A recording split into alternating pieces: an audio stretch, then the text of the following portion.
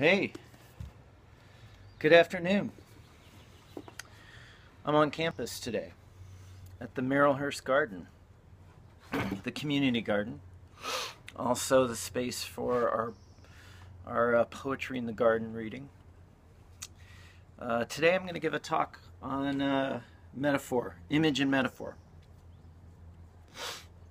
Because a short story is short, let's keep that in mind. That's what we started off with, right?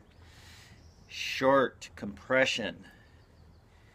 A short story depends much more heavily on the meaning-making powers of image and metaphor.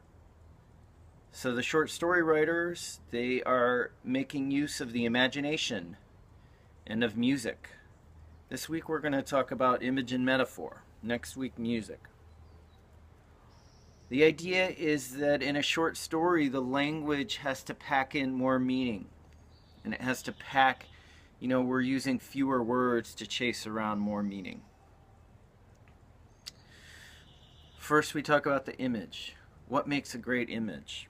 Stephen Dobbins, poet, says what makes a great image is its openness, is its capacity for various kinds of apprehension and meaning, for complexity.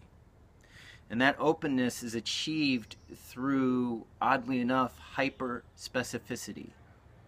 The more details, the more closely described an image is, the more open it is to multiple, varied, contradictory meanings. So there's image. Now we move to metaphor. Oh, and just to step back to describe image, just even on the most basic level, it's writing, right? It's description that makes use of sensory writing. So you might be talking about, you might be saying image, but the detail that you're talking about, an image, say, of a cat, or the image of a meal, it doesn't just use sight details. It might also use auditory details and olfactory details. So it's just writing that is sensory, that creates a picture in the reader's mind. Okay, now to metaphor. Metaphor, you ready for this? It's a form of comparison. That's all it is. It's a form of comparison. You have one kind of metaphor that uses connective language, as and like. That is called a simile. A simile is a metaphor. You can also have a metaphor that does not use connective language, like or as. And that is simply a metaphor. So there are two parts of a metaphor. Two parts. Are you ready? One, the image part. Two, the object part. So let's back up. A metaphor has, its first part is the image. It's the details itself, the writing, the concrete details, the physical description. And it could be a single description, or it might be an accretion, an accumulation of details over the course of a passage, a sentence, or an entire story, or an entire novel. So you have the image, the images, right? One part of the metaphor. The second part is the object of the metaphor. What are those images being compared to? Usually it's an idea, it's a concept, it's a feeling. So that's why we say something like this. All of those descriptions of the light and the shimmery, shining, flashing of the mirror ball, flashing of the eyes, the sparkling rings, all of those details of light accrete or accumulate to become a metaphor for an idea, and that idea is open to interpretation. There's no right or wrong. There's ideas that are better than others. We'll just say that. My idea is that all of those details of light in the short story Mirror Ball sort of accrete. They come together, they accumulate over the course of a reading, and the object of all of that metaphor is invisibility. The things that are there that we can't see. Ghost, our soul, our spiritual life. The way we're behaving, and we can't always see what it is that we're going after, we're reaching for. Okay. So you have the metaphor, you have the image, and you have the object. That's how we make meaning. That's how we make meaning. And I like to think of it as surplus meaning. It's an additional meaning. What do we do with that meaning?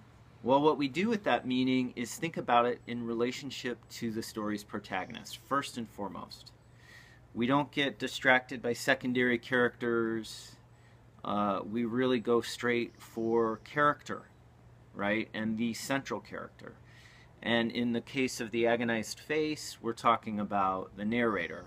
Or in the case of Mirror Ball, we're talking about the girl, mostly the girl, but the girl and the boy are both kind of share that role of protagonist. Here are two passages from Mirror Ball, which we had a very nice discussion on Twitter. Page 74. The girl's eyes flashed like her bright, nervous soul. The girl's eyes flashed like her bright, nervous soul. So that sentence, well, there's a simile in it, right? And it immediately sets up this sort of comparison between this sort of flashing, the light flashing in her soul.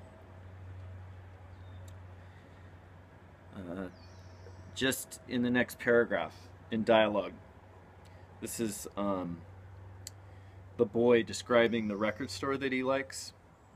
He says, "It's got a mirror ball in the window. It flashes over the whole street at night. Your eyes remind me of it." So those two sentences, we get the mirror ball, we get flashing, the flashing of the lights from the ball, the flashing of her eyes. Those are details that are accumulating. They're all of a certain kind. They feel to sort of rhyme imagistically. Page 87, get ready for your mind to be blown.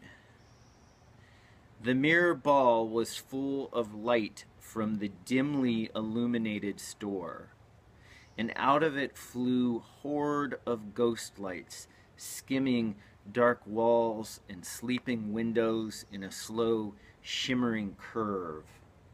Secret and tucked away, the girl knelt beneath the curve of light, her hand on the pavement for balance. Her nails and sparkling rings were fascinating against the concrete, which appeared wonderfully porous and soft, as if it had magically absorbed all the softness of the night. 2 pages later, page 89. The circle of whirling lights enclosed them, this is the girl and the ragged man, enclosed them like a spell cast long ago and forgotten, all force gone out of it, but still haunting its spot. So let's stick with that passage on page 87. We get these beautiful, this sort of mirror ball that's full of light, and it's emitting from a store that's dimly lit. And what flies out are hordes of light, and they're called ghost lights, right? And they sort of create this kind of shimmering, this sort of shimmering curve.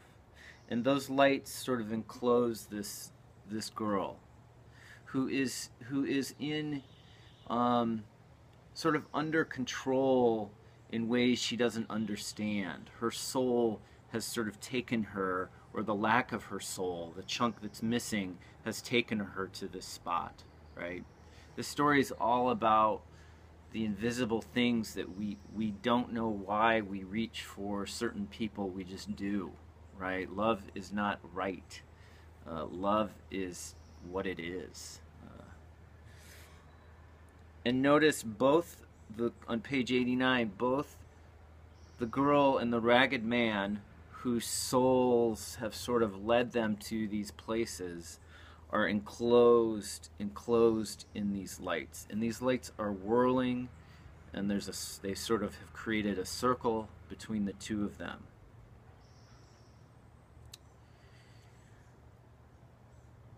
Okay. Finally, I end with this. What does that meaning add up to? How does it illumine the viewpoint character? And in this story, specifically talking about the girl. Those lights sort of cover her in this passage. She's connected to them. They actually, it's a moment where the visible, or what is usually invisible, that is that soul matter, that is often sort of in the story described as many kinds of sort of sparkling or whirling or shimmering light. Those things are sort of always in emission. They're always sort of out there and sort of happening without much knowledge. We just walk right through that. And the fact that Gaitskill takes this story back to that mirror ball, so that the image and the metaphor, the sort of images that accrete to make this metaphor for sort of invisibility, right? The fact that she actually makes a physical space for that in the story. That is, the invisible spiritual becomes visible. Here they are sitting outside beneath that mirror ball. It is very much like this story, in which the characters' souls really sort of come to the surface of both the lives of the girl and the boy. All right, I think that's enough.